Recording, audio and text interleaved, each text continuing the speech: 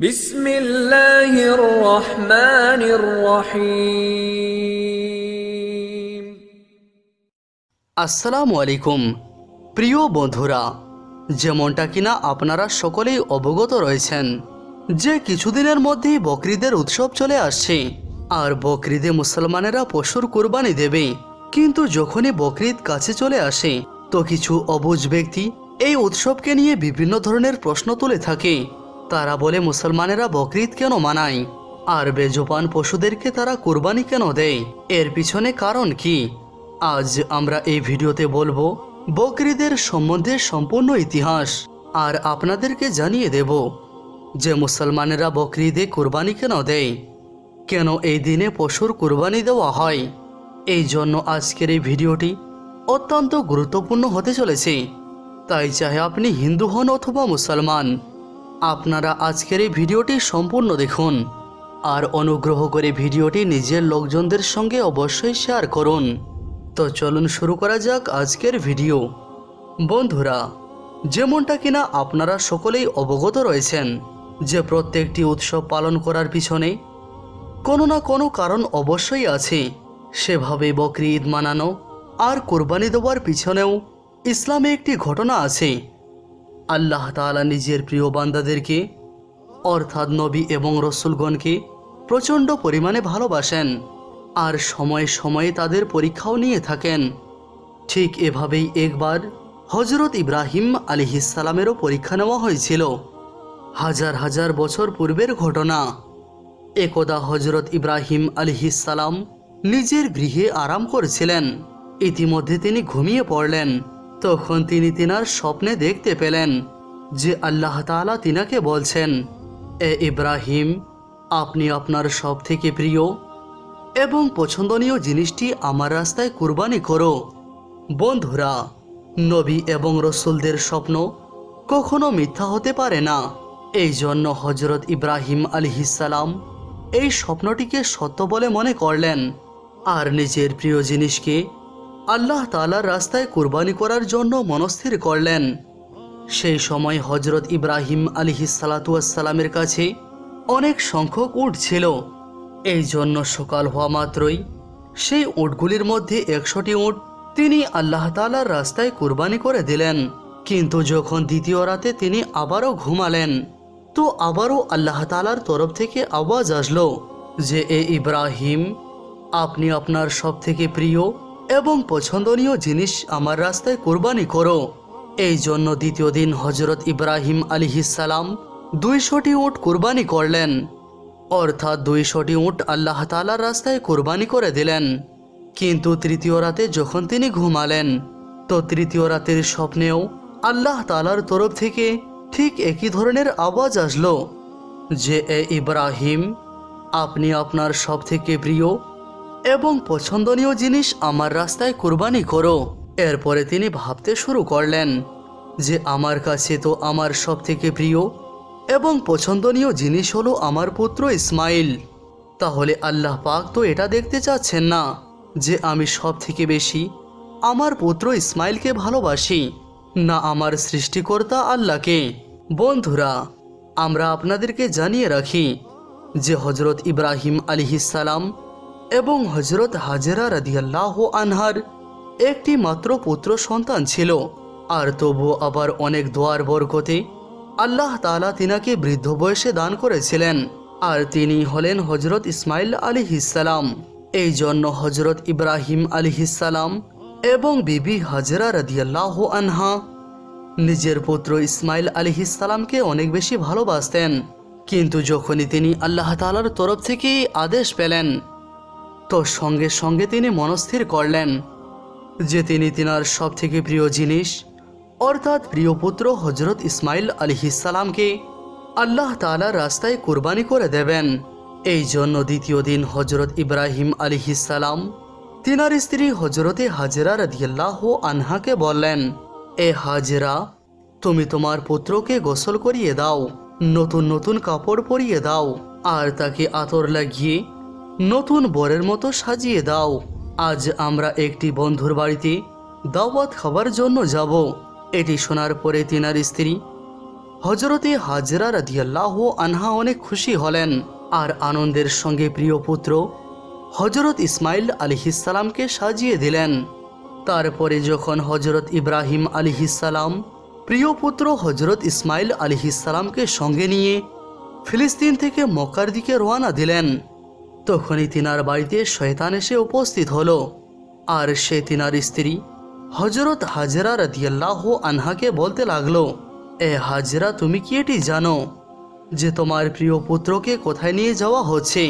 তোমার ছেলেকে তোমার স্বামী কোনো বন্ধুর বাড়িতে দাওয়াতে নিয়ে যাচ্ছে না, বরং তোমার প্রিয় ছেলে ইসমাইলকে কুরবানি করার জন্য নিয়ে যাওয়া হচ্ছে, অর্থাৎ তোমার ছেলেকে মারার জন্য নিয়ে যাওয়া হচ্ছে। এটি শোনার পরে হযরতে হাজরা রাদিয়াল্লাহু আনহা বললেন, আমি আমার ইব্রাহিমকে ভালোভাবেই জানি, কোনো বাবা আবার তার পুত্রকে কেনই বা মারবে? তো এটি শুনে শয়তান বলল যে তোমার স্বামী ইব্রাহিম একটি স্বপ্ন দেখেছে, যেখানে আল্লাহ তাআলা তোমার স্বামীর কাছে তোমার পুত্র ইসমাইল আলাইহিসসালামের কুরবানি চেয়েছেন, এই জন্য ইব্রাহিম তাকে কুরবানি করার জন্য নিয়ে যাচ্ছেন।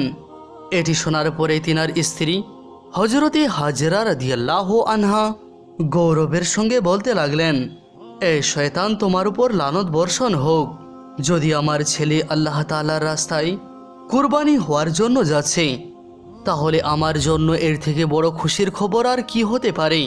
ইসমাইল তো আমার একটি পুত্র, যদি আমার কাছে ইসমাইলের মতো হাজার হাজার ইসমাইল থাকতো, তাহলে আমি সকল ইসমাইলকেই খুশি খুশি আল্লাহ তাআলার রাস্তায় কুরবানি হওয়ার জন্য পাঠিয়ে দিতাম। এটি শোনার পরে শয়তান হযরত ইসমাইল আলাইহিসসালামের কাছে গেল আর গিয়ে বলতে লাগলো, এ ইসমাইল, তুমি কি জানো যে তোমার বাবা তোমাকে কোথায় নিয়ে যাচ্ছে? সে তোমাকে কোনো দাওয়াতে নিয়ে যাচ্ছে না, বরং তোমাকে মারার জন্য নিয়ে যাচ্ছে। সে তোমাকে আল্লাহ তাআলার রাস্তায় কুরবানি করার জন্য নিয়ে যাচ্ছে। এটি শুনে হযরত ইসমাইল আলাইহিসসালাম বললেন যে যদি আমি আল্লাহ তাআলার রাস্তায় কুরবানি হয়ে যাই, তাহলে আমার থেকে বেশি সৌভাগ্যবান আর কে হবে? এই উত্তরে শয়তান অনেক নিরাশ হলো। এই জন্য অবশেষে সে হযরত ইব্রাহিম আলাইহিসসালামের কাছে পৌঁছালো আর গিয়ে বলতে লাগলো, এ ইব্রাহিম, তুমি তোমার পুত্রকে কুরবানি করার জন্য নিয়ে যাচ্ছ কেন? তুমি কি জানো যে তোমার এই কুরবানি আল্লাহ তাআলার দরবারে কবুল হবে কিনা? আর দ্বিতীয় কথা হলো যে তুমি যখন তোমার এই ছেলেকে আল্লাহ তাআলার রাস্তায় কুরবানি করে দেবে, তো বার্ধক্য বয়সে তোমার খেদমত কে করবে? বৃদ্ধ বয়সে তোমাকে দেখাশোনা কে করবে? এই কথা শুনে হযরত ইব্রাহিম আলাইহিসসালাম কিছু পাথর জমিন থেকে উঠিয়ে নিলেন আর শয়তানকে লানতি বলে আখ্যায়িত করে তার দিকে পাথর নিক্ষেপ করতে লাগলেন।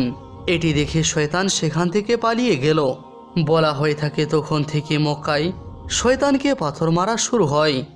এই জন্য হাজিরা হজের সময় শয়তানকে পাথর নিক্ষেপ করে থাকেন আর এই সুন্নতকে সুন্নতের আমি বলা হয়ে থাকে। তারপরে হযরত ইব্রাহিম আলাইহিসসালাম নিজের ছেলেকে সঙ্গে নিয়ে সেখান থেকে রওনা দিলেন আর সামনে অগ্রসর হতে শুরু করলেন। কিছু দূর পথ অতিক্রম করার পরে তিনি তিনার পুত্রকে জিজ্ঞাসা করলেন, এ ইসমাইল, তুমি কি জানো যে আমি তোমাকে আল্লাহ তাআলার রাস্তায় কুরবানি করার জন্য নিয়ে যাচ্ছি? এটি শোনার পরে তিনার পুত্র হযরত ইসমাইল আলাইহিসসালাম বলতে লাগলেন, বাবা জান, এর থেকে উত্তম আর আমার জন্য কি হতে পারে যে আমাকে আল্লাহর রাস্তায় আল্লাহর একজন নবী কুরবানি করার জন্য নিয়ে যাচ্ছেন। কিন্তু বাবা, আমার একটি অনুরোধ রয়েছে, যখন আপনি আমার গলাতে ছুরি চালাবেন তো আপনি এই দৃশ্যটি দেখতে পারবেন না। এই জন্য তার পূর্বে আমার হাত এবং পাগুলি রশি দিয়ে ভালোভাবে বেঁধে নেবেন আর আপনি নিজের চোখে পট্টি বেঁধে নেবেন, যাতে করে আপনি আমার গলায় ছুরি চালানোর সময় আপনাকে আমার উপর রহম না চলে আসে। হযরত ইসমাইল আলাইহিসসালামের কথা মতো হযরত ইব্রাহিম আলাইহিসসালাম নিজের ছেলের হাত এবং পা বাঁধলেন, নিজের চোখে পট্টি বেঁধে নিলেন আর হাতে একটি ছুরি নিয়ে আসমানের দিকে তাকালেন আর বলতে লাগলেন, এ আল্লাহ, যদি আপনি আমাকে হাজার হাজার ইসমাইল দান করতেন তো আমি আনন্দের সঙ্গে হাজার হাজার ইসমাইলকেও আপনার জন্য কুরবানি করে দিতাম। এটি বলার পরে তিনি ছুরি হযরত ইসমাইল আলাইহিসসালামের গলায় চালাতে শুরু করলেন। ইতিমধ্যে আল্লাহ তাআলা বললেন, জিবরাইল শীঘ্রই যাও, জান্নাত থেকে একটি পশু নিয়ে জমিনে চলে যাও আর ইসমাইলকে সেই জায়গা থেকে সরিয়ে সেই জায়গাতে জান্নাতি পশুটি রেখে দাও। ইব্রাহিম তার পরীক্ষায় সফল হয়ে গেছে। যখনই হযরত ইব্রাহিম আলাইহিসসালাম ইসমাইল আলাইহিসসালামের গলাতে ছুরি চালিয়ে দিলেন তো রক্ত প্রবাহিত হতে শুরু করলো। কিন্তু তারপরে যখন তিনি নিজের চোখ থেকে পট্টি সরালেন তো তিনি দেখতে পেলেন যে তিনার পাশেই তিনার প্রিয় পুত্র হযরত ইসমাইল আলাইহিসসালাম দাঁড়িয়ে আছেন।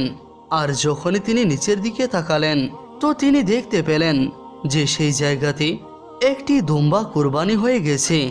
এটি দেখার পর হযরত ইব্রাহিম আলাইহিসসালাম আল্লাহ তাআলার শুকরিয়া আদায় করলেন। ইতিমধ্যে গায়েব থেকে আওয়াজ আসলো, এ ইব্রাহিম, তুমি সফল হয়ে গেছো আর তোমার এই পরীক্ষা কিয়ামত পর্যন্ত স্মরণ রাখা হবে। আর তোমার এই সুন্নতটিকে ঈমানদার লোকজনেরা প্রতি বছর স্মরণ করবে আর প্রতি বছর আল্লাহ তাআলার রাস্তায় কুরবানি করবে। বন্ধুরা, তখন থেকে বকরিদে কুরবানির এই প্রথাটি শুরু হয়েছে। আর ঈদের 2 মাস 10 দিন পরে বকরিদ পালন করা শুরু হয়, যেটি আমাদের দেশ ভারত, বাংলাদেশ এবং পাকিস্তানের মতো দেশে 3 দিন ধরে এই উৎসবটি উদযাপন করা হয়ে থাকে। অন্যদিকে গালফ কান্ট্রিতে এই উৎসবটি 7 দিন পর্যন্ত পালন করা হয়ে থাকে, যেখানে দুম্বা, উট, গরু ইত্যাদি হালাল পশু কুরবানি করা হয়। কুরবানির মাংসকে 3 ভাগে ভাগ করা হয়। প্রথম ভাগ গরিব মিসকিনদের জন্য, দ্বিতীয় ভাগ আত্মীয় স্বজনদের জন্য আর তৃতীয় ভাগ নিজের জন্য রাখা হয়। বন্ধুরা, এটি ছিল কুরবানির ইতিহাস। এই জন্যই মুসলমানেরা বকরিদে কুরবানি করে থাকে। আশা করি আজকের এই ভিডিওটি আপনাদেরকে অবশ্যই ভালো লেগেছে। যদি ভালো লেগে থাকে তাহলে ভিডিওটি লাইক করে চ্যানেলটি সাবস্ক্রাইব করে রাখবেন। আজ এ পর্যন্তই, ধন্যবাদ।